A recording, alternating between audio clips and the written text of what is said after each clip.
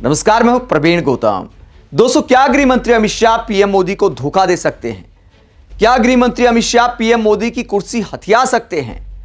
क्या अमित शाह पीएम मोदी के लिए मीर जाफर साबित हो सकते हैं?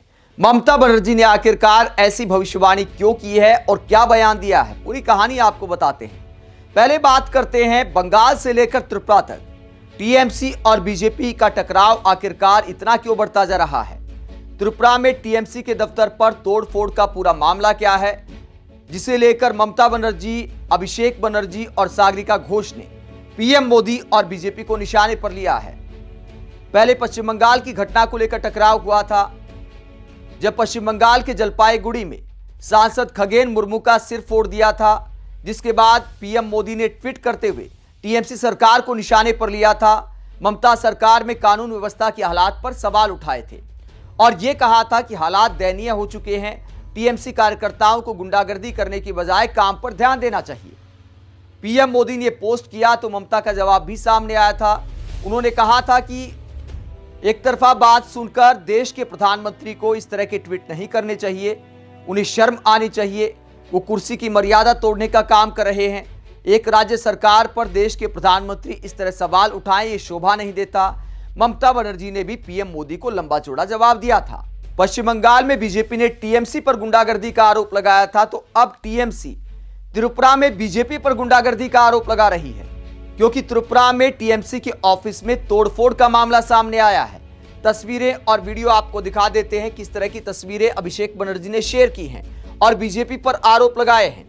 अभिषेक बनर्जी क्या कहते हैं, ये वीडियो शेयर किया है जिसमें कुछ लोग टीएमसी दफ्तर में तोड़फोड़ कर रहे हैं, होर्डिंग पर, पार्टी कार्यालय पर डंडे चला रहे हैं और यहां पर पुलिस वाले भी खड़े हैं। ये तस्वीर आप देख सकते हैं, ये सब पुलिस वाले हैं और ये देख रहे हैं यहां पर डंडे बरसाए जा रहे हैं।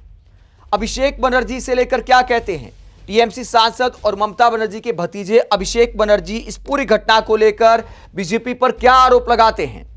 अभिषेक बनर्जी कहते हैं, पश्चिम बंगाल में चुनाव के जरिए तृणमूल कांग्रेस को हराने में असमर्थ बीजेपी ने अब उन राज्यों में हिंसा भड़काने के लिए अपनी पूरी मशीनरी झोंक दी है जहां उनकी सरकार है। उनके कार्यकर्ताओं ने त्रिपुरा में हमारे पार्टी कार्यालय पर हमला किया और उसे तहस नहस कर दिया। आगे अभिषेक बनर्जी आरोप लगाते हैं कि वहां पर पुलिस भी मौजूद थी। अभिषेक बनर्जी कहते हैं, वो भी त्रिपुरा पुलिस की मौजूदगी में। इससे उनकी बदले की भावना और कानून विहीन मानसिकता साफ झलकती है। आगे अभिषेक बनर्जी कहते हैं, ये कोई इकलौती घटना नहीं है, सिर्फ त्रिपुरा में ही हमारे नेताओं और कार्यकर्ताओं पर बार बार हमले किए गए हैं। 2021 में त्रिपुरा में मेरे काफिले पर भी बीजेपी के गुंडों ने हमला किया था। वो लोकतंत्र की रक्षा की बड़ी बड़ी बातें करते हैं, लेकिन उनके काम लोकतंत्र के मूल सिद्धांतों का खुला उल्लंघन करते हैं। इस गंभीर हमले के बाद हमारे राज्य से 5 सदस्यों का एक प्रतिनिधिमंडल कल त्रिपुरा जाएगा ताकि वहां की स्थिति का जायजा ले सके। तो अभिषेक बनर्जी कहते हैं कि पार्टी का एक डेलीगेशन जाएगा त्रिपुरा कि वहां पर आखिरकार हालात क्या हैं और पार्टी दफ्तर पर कितनी तोड़फोड़ हुई है।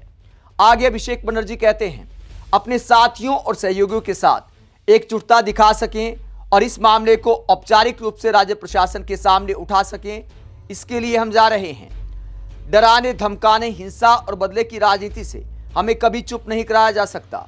लोकतंत्र, कानून और जनता का जनादेश हमेशा बीजेपी की जबरदस्ती वाली राजनीति पर भारी पड़ेगा। तो अभिषेक बनर्जी बीजेपी पर गुंडागर्दी का आरोप लगाते हैं और दावा करते हैं कि पार्टी का ऑफिस तहस नहस कर दिया। वहीं टीएमसी सांसद सागरिका घोष इस पूरी घटना को लेकर क्या कहती हैं?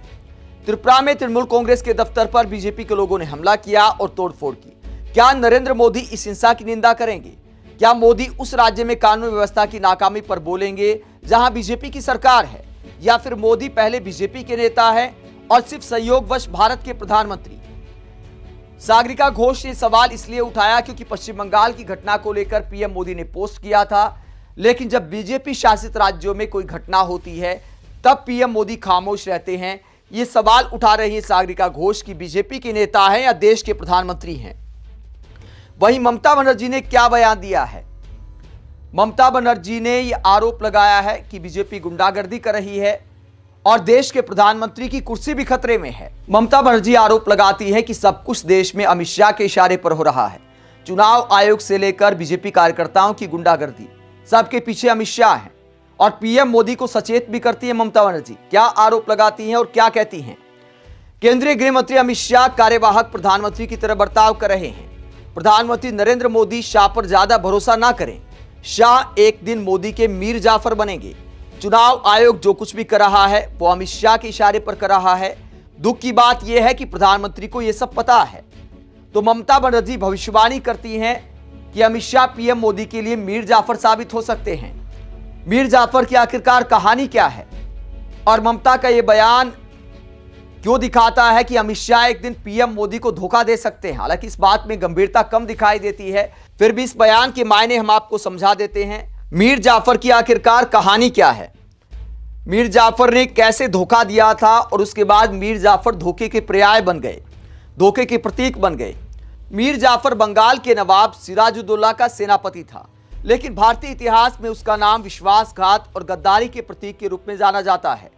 1757 में जब प्लासी की लड़ाई हुई तब मीर जाफर ने ब्रिटिश ईस्ट इंडिया कंपनी के साथ गुप्त समझौता कर लिया।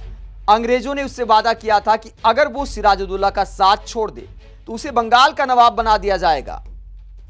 युद्ध के दौरान मीर जाफर ने अपनी सेना को लड़ने का आदेश नहीं दिया, जिसके कारण सिराजुद्दौला की हार हुई और भारत में अंग्रेजी हुकूमत की शुरुआत हो गई। बाद में अंग्रेजों ने अपने वादे के मुताबिक मीर जाफर को नवाब बना दिया, लेकिन वो सिर्फ नाम का शासक था, असली सत्ता अंग्रेजों के हाथ में थी। इस तरह मीर जाफर का नाम भारतीय इतिहास में हमेशा के लिए विश्वासघात, स्वार्थ और विदेशी शक्तियों से मिली भगत का पर्याय बन गया। तो ये है मीर जाफर की कहानी, जिसने अपने ही राजा को धोखा दिया। अब ममता बनर्जी भविष्यवाणी कर रही हैं कि अमित शाह पीएम मोदी को धोखा दे सकते हैं। वो पहले ही एक्टिव प्रधानमंत्री की तरह बर्ताव कर रहे हैं। पीएम मोदी को उन पर ज्यादा भरोसा नहीं करना चाहिए, इस तरह की बातें ममता बनर्जी ने की हैं। हालांकि दोस्तों, इस बयान में गंभीरता कम दिखाई देती है, क्योंकि पीएम मोदी के सामने बीजेपी में कोई सिर उठा सके या उन्हें धोखा देने की सोच सके, फिलहाल बीजेपी में ऐसे कोई हालात दिखाई नहीं देते।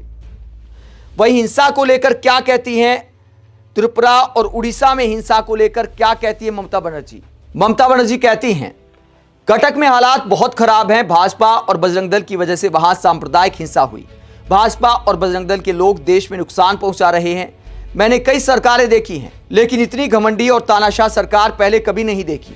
उन्हें याद रखना चाहिए कि आज वो सत्ता में हैं, लेकिन कल नहीं भी हो सकते। कुछ भी हमेशा के लिए नहीं रहता। 15 दिन में एसआईआर कैसे हो सकता है? तो उड़ीसा में हिंसा और एसआईआर पर सवाल उठाया है ममता बनर्जी ने और दावा किया कि सब कुछ अमित शाह के इशारे पर हो रहा है। दोस्तों, कायदे की बात यह है कि हिंसा कहीं भी हो, चाहे पश्चिम बंगाल में बीजेपी नेताओं के साथ हो, चाहे त्रिपुरा में टीएमसी के दफ्तर पर हो, या फिर उड़ीसा में सांप्रदायिक हालात बिगड़े, सरकारों की जिम्मेदारी है कानून व्यवस्था को बनाए रखना। दूसरे दलों को भयभीत करने की राजनीति 21वीं सदी में शोभा नहीं देती। लोकतंत्र में हिंसा का कोई स्थान नहीं है, तो सभी पार्टियों को अपने अंदर झांकने की जरूरत है। लेकिन चल रहा है आरोप प्रत्यारोप। आप इस पूरे मसले को लेकर क्या सोचते हैं? कमेंट बॉक्स में अपनी राय जरूर दें। साथ ही चैनल को सब्सक्राइब भी करें। नमस्कार।